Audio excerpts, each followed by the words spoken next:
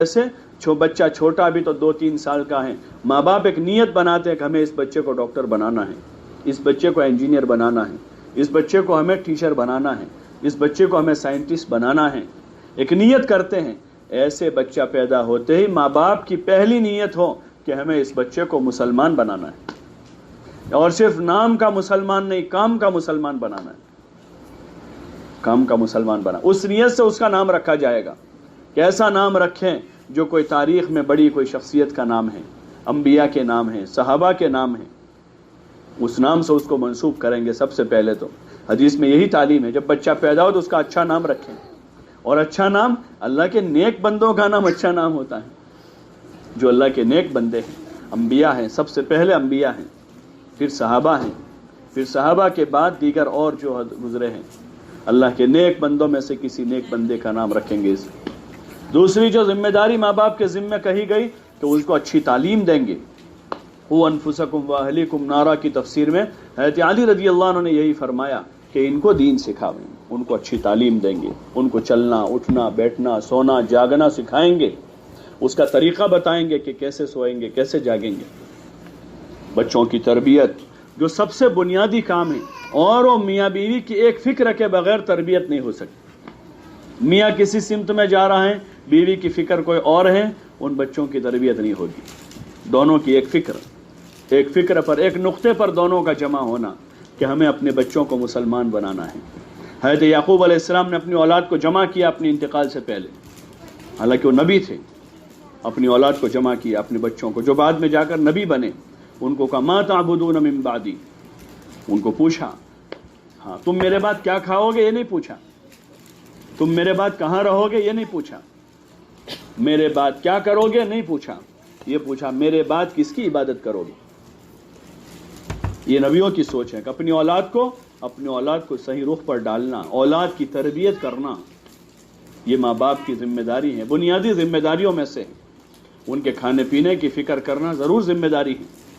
ان کے کپڑے لباس کی فکر، لیکن اس سے کہیں گنا زیادہ اپنی اولاد کی تربیت کی فکر، جو اس زمانے میں سب سے بڑا چیلنج ہے ماں باپ کے لیے،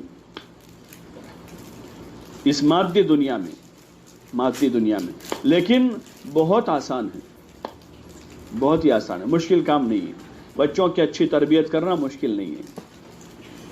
بہت ہی آسان ہے۔ بس ماں باپ وہ بچوں کا عملی نمونہ ہے،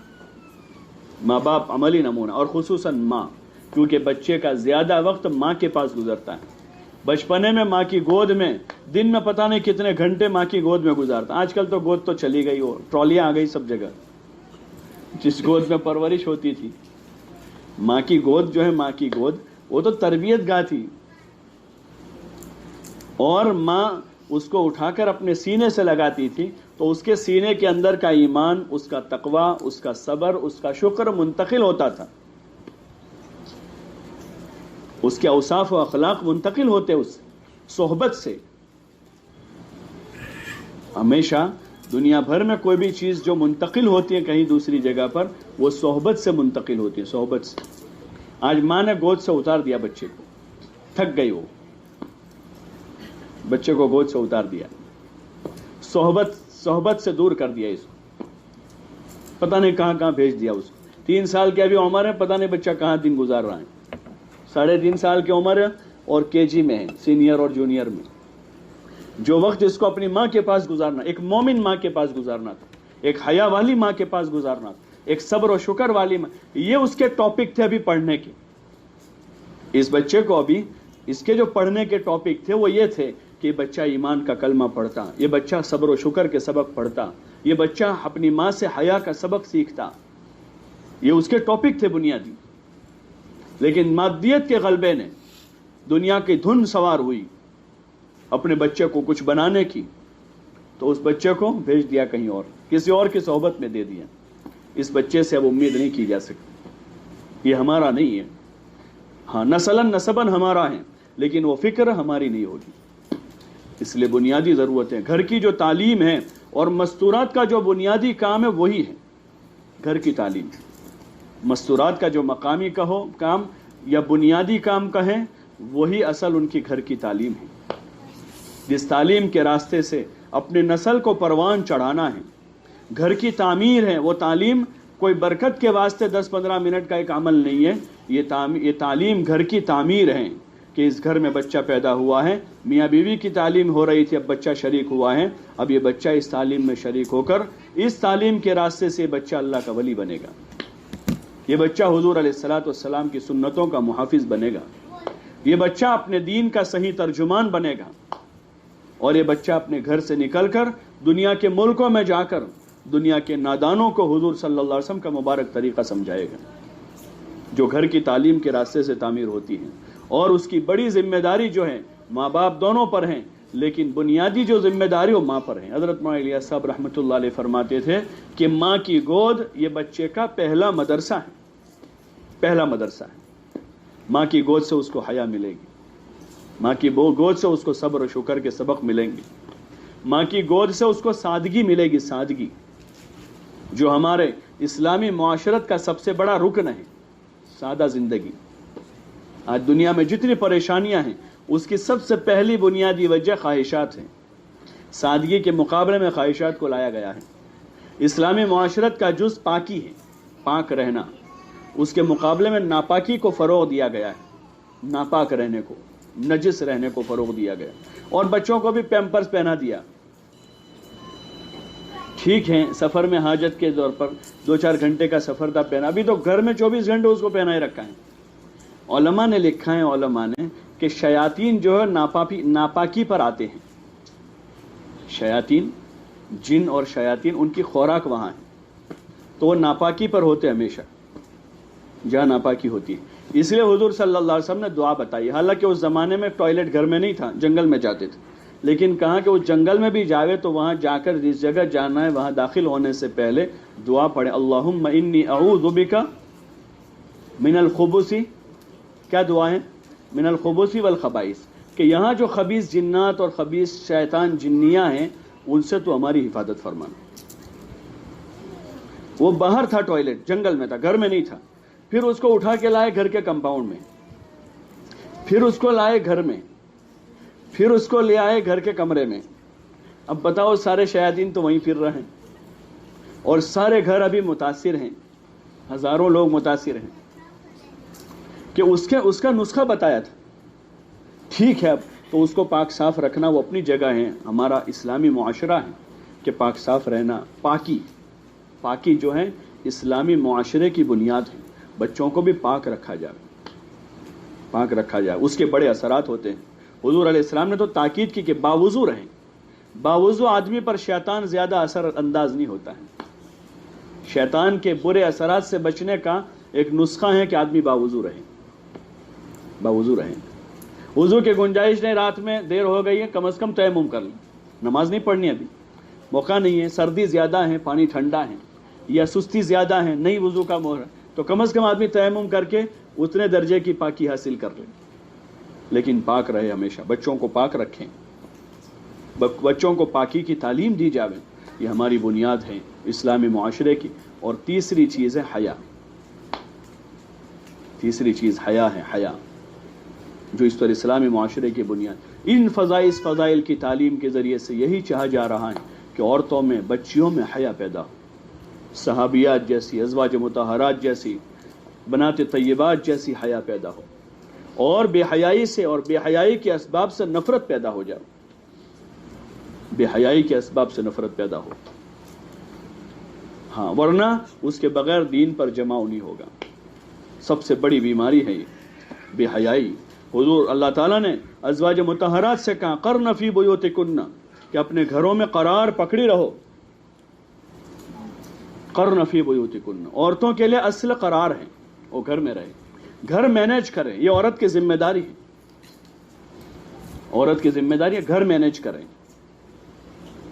گھر کا نظام سنبھالے، داخلی نظام، اندر کا نظام عورتوں کے ذمہ کی، باہر کمانا، مزدوری کرنا، ملازمت کرنا، تجارت کرنا، باہر سے سامان لانا، یہ مردوں کے ذمہ ہے، اور گھر کا نظام سازگار بنائیں، گھر کے ماحول کو اچھا کریں تاکہ گھر جنت بنا رہے، گھر جنت بنا رہے۔ اپنے اللہ کو، اپنے رسول کو راضی کرنے کے بعد عورت کے ذمہ کیا کہ وہ اپنے شوہر کو راضی رکھے، اللہ رسول کو راضی کرنے کے بعد اپنے شوہر کو راضی رکھیں اور اپنے رشتہ داروں کے ساتھ حسن سلوک کریں اپنے، اور وہ یکسو ہوگی تو سب کر سکے گی۔ اب جس کو یکسو ہو کر گھر میں اپنا کام کرنا تھا وہ گھر میں ہی نہیں ہے، وہ گھر سے باہر ہیں، وہ گھر سے باہر ہیں، تو وہ اپنی ڈیوٹی پورے طور پر نہیں نبھا سکے گی، وہ اپنے شوہر کو خوش نہیں رکھ سکے گی، وہ اپنے گھر والوں کے ساتھ حسن سلوک نہیں کر سکے گی۔ عورت کے لیے قرار پکڑنے کو کہا قرن فی بیوتکن، اور آگے کہاں لا تبرجنا تبرج الجاہلیت الاولی، اور جیسے دور جاہلیت میں عورتیں بن سور کر اپنے گھروں سے نکلا کرتی تھی اس طرح تم مت نکلا کرو، اور اپنے گھر میں رہ کر کیا کرنا ہے تو کام بتلا رہے اللہ تعالیٰ، واقمنا الصلاۃ۔ آج کی عورت کہہ رہے ہیں ہم گھر میں رہ کر کیا کریں، ہم گھر میں کیا کریں، تو اللہ کہا واقمنا الصلاۃ، جو سب سے بڑا کام ہے ایمان کے بعد نماز کو قائم کریں۔ نماز قائم کرنا صرف اپنی نماز پڑھ لینا نماز قائم کرنا نہیں ہے، اپنی نماز کی فکر کے ساتھ اپنے گھر کے مردوں، اپنے گھر کے بچوں بچیوں کی نماز کی فکر کریں تاکہ اقامت صلاۃ ہوں۔ وَآتِينَ الزَّكَاةَ، اور اللہ نے مال دیا ہے تو اپنے مال کی زکوٰۃ ادا کریں۔ وَأَطِيعْنَ اللَّهَ وَرَسُولَهُ، اور اپنے گھر میں رہ کر اللہ رسول کی تابعداری کریں۔ انما يريد الله ليذهب عنكم الرجس اهل البيت ويطهركم تطهيرا، کہ اللہ تعالیٰ تم کو گھر میں رکھ کر قید کرنا نہیں چاہتا ہے بلکہ تم کو خوب پاک رکھنا چاہتا ہے کہ تمہارا دامن داغدار نہ ہو، خوب پاک رکھنا چاہتا۔ اور اگلا حکم دیا اللہ نے وَاذْكُرْنَ مَا يُتْلَى فِي بُيُوتِكُنَّ مِنْ آيَاتِ اللَّهِ وَالْحِكْمَةِ، اور اپنے گھروں میں رہ کر اللہ کی باتوں کی اور حضور صلی اللہ علیہ وسلم کی مبارک باتوں کی تعلیم کرتی رہو۔ آیات و حکمت کی باتیں اس کو اپنے گھر میں رہ کر پڑھتی رہو، اس کا مذاکرہ کرتے۔ وَاذْكُرْنَ، تلاوت کا نہیں کہا، وَاذْكُرْنَ کا، وَاذْكُرْنَ مَا يُتْلَى فِي بُيُوتِكُنَّ مِنْ آيَاتِ اللَّهِ وَالْحِكْمَةِ، کہ اپنے گھر میں رہ کر یہ کام کرنا ہے۔ یہ جو گھر کی تعلیم ہے وہ یہ ہے کہ اس کے ذریعے سے گھر کو تعمیر کرنا ہے، اپنے بچوں کو بنانا ہے، بچوں کی تربیت کرنی ہے، ایماندار بچے تیار کرنے ہیں اور بااخلاق بچے تیار کرنے ہیں، خدمت گزار بچے تیار کرنے ہیں جو لوگوں کے خادم بن کر جی رہے ہوں، بااخلاق ہوں اور وہ اللہ کی عبادت کرنے والے ہوں، اللہ سے ڈرنے والے بچے تیار کرنے ہیں۔ یہ کام ہے مستورات کا اپنے گھر میں رہ کر روزانہ کرنے کا۔ اس کے ساتھ کھانا پینا ضروریات ہیں۔ جماعتیں جاتی ہیں، جماعتیں 4-4 مہینے کی، آپ اپنے شوہر سے، اپنے بھائی ابا سے جو جماعتوں میں جاتے ہیں ان سے گھر میں پوچھیں کہ 12-15 کی جماعت ہوتی ہے، 12-15 آدمیوں کی جماعت ہوتی ہے، کتنے برتن لے کر جاتے ہیں؟ ارے بولو نا، کتنے برتن ہوتے ہیں؟ 2 پتیلے ہیں، 2-4 پیالے ہیں، 2-4 تھالے ہیں، چمچے ہیں، کچھ گلاس ہیں، ایک تھیلے میں آ جاتا ہے سارا سامان۔ یہ ضرورت ہے۔ 12 کی جماعت کے لیے ایک تھیلے کا سامان کافی ہے، گھر میں 2 میاں بیوی اور 4 بچے، 6 کے لیے کتنا سامان کافی ہو جائے گا کہ ضرورت کے لیے اتنا کافی ہے۔ اور کتنی دیر میں کھانا پکتا ہے؟ جماعت میں خدمت والے کھانا پکاتے صبح شام دونوں وقت، 1-1.5 گھنٹے میں کھانا تیار ہو جاتا۔ حالانکہ اسباب کم ہوتے ہیں، وہاں تو روزانہ جا کر جگہ تلاش کرنی ہے، کہاں پکائیں گے؟ گھر میں تو سارا بنا بنایا تیار ہے۔ اگر ہم اپنا نظام ایسا قائم کریں کہ ہمیں کھانے پینے کے پیچھے اپنے آپ کو زیادہ برباد نہیں کرنا ہے، اپنی زندگیوں کو سادگی پر لانا ہے۔ اس دعوت کا بنیادی مقاصد میں سے ایک مقصد یہ ہے کہ ہم جس معیار پر ہیں اس معیار سے دھیرے دھیرے دھیرے نیچے آویں، ہمارے کھانے پینوں میں اور ہمارے لباس میں اور ہمارے رہن سہن میں سادگی۔ جب تک سادگی زندگی میں